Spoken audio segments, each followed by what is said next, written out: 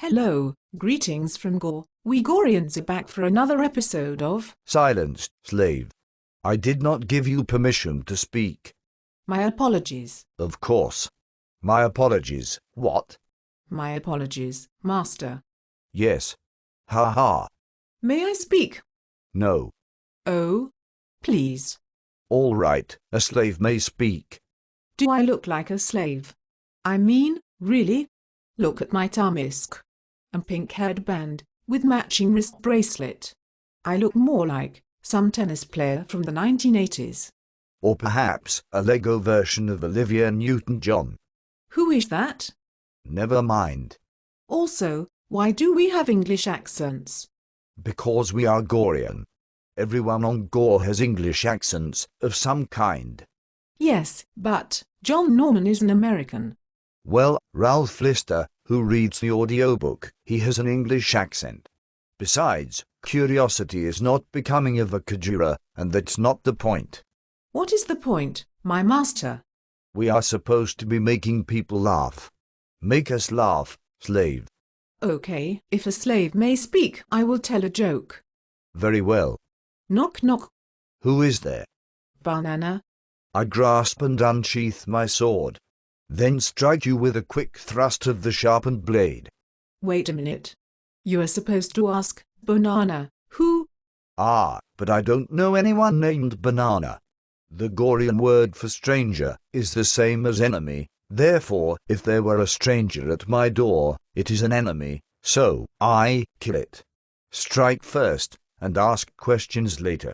That is the brutal way of Gorean warriors. You don't even look like a warrior from Gor. You look like someone who took Mola Ram, that guy from Indiana Jones, and the Temple of Doom. Then mated him with a harmless Lego toy. And you don't even have a sword. Silence, slave. Or what, you will rip my heart out, and then send me falling to my death, to a pit of flaming lava. If Korima was a Gorean deity, you would thus be hypnotized in the black sleep by now. Yeah, whatever. Shush before I throw you to the crocodiles. Oh, just wait till I get my curved little hands around your pretty throat. If I can find it, that is, ha ha. Okay. I am sorry, master. Does a slave beg forgiveness? Well, yeah, that is what I just did. I mean, yes, I beg forgiveness. You beg forgiveness, what? What?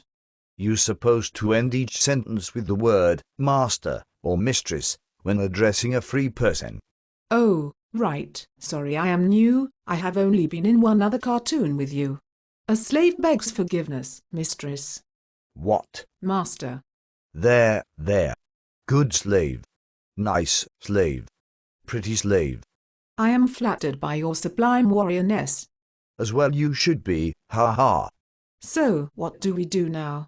Ah. I don't know. Let's see. Ah. I shall greet the warriors of the audience. Tal. Hello, washcloth. Did you just say hello, washcloth? Well, didn't you just say hello to towel? I didn't say towel, I said tal. That is the standard greeting, you worthless slut. Oops. Hello. I am Lucy, the British English speech synthesis voice from a cappella. Efficient, fast, and... What the hell are you saying? Oh, sorry, Graham, wrong script. Do not refer to me by name, slave. That can get you severely lashed. Call me master, you ignorant barbarian slave. Oh, sorry. My bad. I was thinking of that assistive-ware infovox thing for the Macintosh computer. Silence, slave. That sort of knowledge is sacred to priest kings, and not fit for a lowly slut like you. Yes, master. Anyway, let's do something useful now. Let's give everyone who doesn't know anything about Goreans a detailed synopsis of the books. But there are 31 books in the Chronicles of Counter-Earth.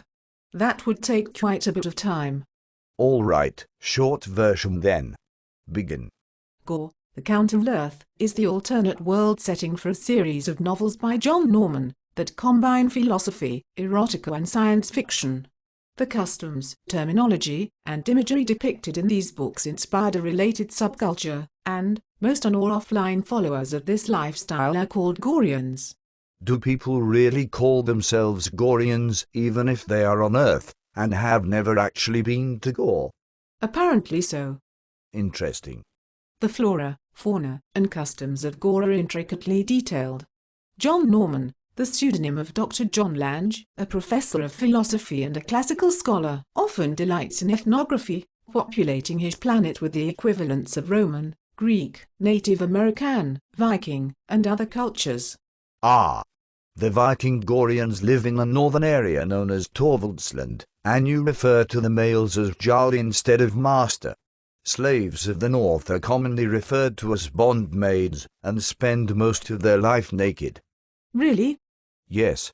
This is in contrast to the slaves of the south, who mostly wear sensuous silks of various colors which also denote certain traits or statuses, much like the people of Gor, who of different castes thus wear different colors to tell everyone what their job may be. So the men clothed in blue shirts are scientists and the red shirts generally find themselves killed on some remote planet. No. This isn't Star Trek. In the novels, these various population groups are transplants from Earth, brought there by spacecraft through the behind-the-scenes rulers of Gor, insect-like beings known as the Priest Kings. Who are priest kings? That sounds Egyptian. Perhaps. However, in this case an extraterrestrial species. The Gorean humans are permitted advanced architectural and medical skills, including life extension, but are forced to remain primitive in the fields of transportation and weaponry. Why? Because the priest kings wish it to be so. That sucks. So, it is science fiction, but Goreans don't travel the stars, or shoot each other with laser blasters, or battle with lightsabers, or that sort of thing. Correct. This keeps both the priest kings as well as the other indigenous and transplanted things safe. Humans can be quite belligerent and destructive, you see. Yes, though you read like a Wikipedia. Of course. That is where I got all this stuff from. Also, the planet Gor has lower gravity than Earth's, which allows for the existence of large flying creatures, and tall towers connected by aerial bridges in the cities, and if not for the technology of the priest kings the gravity would be even less. Ah yes, I recall that being mentioned in Priest Kings of Gor, which was written in 1968, some 2 years after the first book, Tunsman of Gor. But what is a Tun? It is a large flying creature, like a hawk that you can ride upon for various purposes. Now, the known geography of Gor consists mainly of the western seaboard. This is a continent that runs from the Arctic in the north to south of the equator. Boring. Blah blah blah. Silence, slave. This geeky stuff is hard enough to read. Sorry, go ahead. The Thasser Ocean is to the west, and the Voltai mountain range forming an eastern boundary at many latitudes. There are also offshore islands in the ocean, and some relatively sparsely settled plains to the east of the Voltai. I don't know how I have lived so long without knowing that. Shut up. Now, the word Gor itself means homestone in the Gorean language that most people on the planet speak. I guess a homestone is something significant. Yes, like the flag of a country, people would die to defend it, pledge allegiance to it, and so forth. You wouldn't understand this, because you aren't really Gorean, and have no homestone to revere. Oh, I see. Yes. However, most of the novels in the series are action and sexual adventures, with many of the military engagements borrowing liberally from historic ones of Earth, Such as the trireme battles of ancient Greece and the castle sieges of medieval Europe. The largest city of known Gor, called Ar, has resemblances to the ancient city of Rome. Its land empire is opposed to the sea power of the island of Kos. Fascinating. So the big city is named Ar. Is there also a city of Is? And one named Was? And another one named Are not? Are you being facetious? No, just trying to inject some humor into this dry topic and stay awake. Pay attention, slave. The series is an overlapping of planetary romance and sword and planet type of fiction. The first book, Talisman of Gor, opens with scenes reminiscent of scenes in the first book of the Barsoom series by Edgar Rice Burroughs. Both feature the protagonist narrating his adventures after being transported to another world. Nom. Nom nom. Sorry, continue. These parallels end after the first few books, when the stories of the books begin to be structured along a loose plot arc involving the struggles of the city-state of Ar and the island of Kaz to control the Vosk River area, as well as struggles at a higher level between non-human priest kings and Karai. Hey, wake up, slave. Oh, sorry, I drifted off again. So, if priest kings are like bugs, what are Karai? The furry beast-like peoples from another alien world seem to have some ongoing battle with priest kings for control of the solar system. I see. Are all the books written with the same characters in mind? No.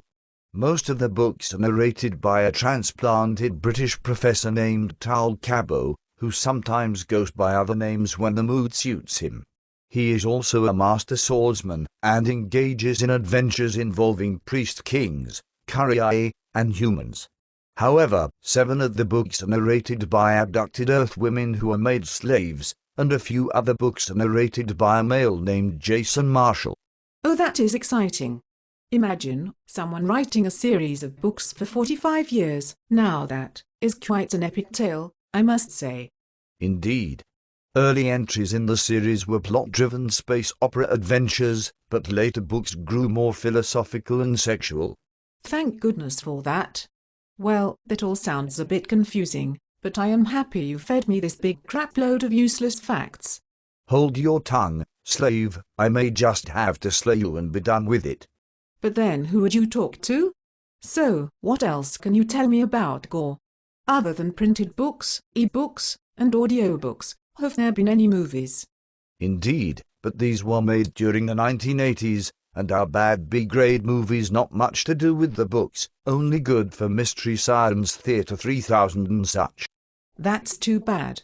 What with the popularity of Spartacus and all, you would think one of the major television networks would take a crack on doing the series well. Yes, one would think so. Certainly, Linden Labs' Second Life and other virtual worlds of the metaverse have profited much by enabling role players to create Gorean-based simulators or MMORPG and such online. MMORPG? Yes. Massively multiplayer online role-playing games. Shouldn't that really be called MMPOLRPG? No, my stupid slave. I see. Are there any offshoots of Gorean books? You mean besides us talking here today? Of course. Like other high-quality animation that people may want to actually watch. Yes, of course. There is a Japanese animation series which harkens to Gorean themes and philosophies, called Fencer of Minerva. That seems a bit of a stretch. It may be. There are also some well-known humorous creations. Besides us, you mean? Yes, and stop interrupting me. Forgive me, Master. Some well-known parodies are Houseplants of Gor, KB Jeweled Nazi Bikers of Gor, Bodeman of Saw, and a Gorean recreation of Abbott and Costello's baseball skit called Who's on Her First. Wonderful. I can't wait to experience them. Yes. Has Gor received criticism due to the elements of master and slave, or patriarchal roles of dominant men, submissive women and all of that? Yes, of course, but Gor is the counter-Earth, you see, it is fiction. So, some Earth people have problems with the idea that this is not reality, and that the stories are not really a higher truth or philosophical statement about some of Earth's social disorders in disguise. You mean like the feminism of the 1970s? Where men are all macho-bastards, only wanting sex, and women who pretend to be men, for fear of their own sensuality and feminism and that sort of thing. I guess so. Maybe you should actually read a few of the books before making such a generalization like that. Right. Are you threatening me? Perhaps. Ha ha. But I love you, my pretty slave. I love you too, my master. I can see how many Gorean novels are love stories. Can't we all just get along? Yes, can't we all just get along? All we need is love. Some of the romantic loving Gorean books makes me cry with happy tears. Goodness gracious. Indeed. What about John Norman's other fiction and non-fiction books? That's really outside the context of this silly little cartoon. Yes. I see. One more thing. There is a lot of BDSM in the Gorean books, isn't there? With all of this master-slave stuff, it reminds me of the story of O. There is some of this, yes. These are adult-oriented books in that sense. You see, they are not children's bedtime stories. So, perhaps, if you have some issues surrounding open sensuality or sexuality, then perhaps these books are not for you. Well, I for one do not, of course, I am just a cartoon. Do both monogamous and polygamous relationships exist in Gor? Yes, both do. There are even virgins on Gor, most refer to them as white silk girls. I see. How about religion? Is there a Jesus or Muhammad or Buddha, or pagans of Gor? It would seem so. Most Goreans worship priest kings, or pretend to do so. Others like Torvaldslanders worship Odin and the ancient Norse gods, while the people of deep swamps and red savages, who I gather, must be like Native Americans or people who look to earth, stars and sky as primitive gods. I really don't know. I am only a warrior. I am not one of the high initiates or caste of scribes, those who know such things. Fair enough. What else do you wish to know, slave? I can't think of anything else. Can we get back to telling jokes now? Yes. These jokes come from Narina the Gorean Shores Forum. Here we go. How many slaves does it take to change an energy bulb? I don't know, master. 1, if she knows what's good for her. He. How many masters does it take to change an energy bulb? I don't know. Curiosity is unbecoming in a Kajira. Ha ha. How many free women does it take to change an energy bulb? Excuse me. Change an energy bulb? I think not. Exactly. How many masters does it take to open a bottle of Pega? Tell me. None, and it had damn well better be open and waiting for him when he gets home. Is that supposed to be funny? It is funny. So there. Yes, my master. Do you think there are still people watching this video? Yes, at least I think so, unless they are sleeping with their eyes open.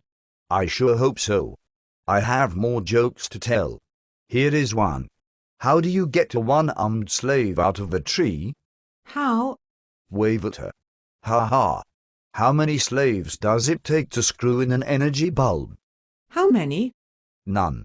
Slaves screw in alcoves, not energy bulbs. Ha ha. I have one. Why do Thalarian paint their toenails red? That's a preposterous idea. Why? So they can hide in ramberry bushes. What are you saying? Have you ever seen a Thalarian hiding in a ramberry bush? Certainly not. It must be working, then. Ha ha. Ha ha. That was so hilarious I forgot to laugh. Go fetch me a jar, so I can contain my happiness. Yes, master. Do you know what is that brown stuff in between Thalarian's toes? I don't know. Slow peasants. Ha ha. What's grey, has 4 legs, and a trunk? There are no elephants on Gor. So, I have no idea. A newt going on vacation. Ha ha. If you paid more than a task bit for these jokes, you should ask the merchant for a refund. True, true. So, master. Yes, slave. May I go to my kennel now? I am so weary of all of this. Yes, you may do so. Thank you, master. I wish you well.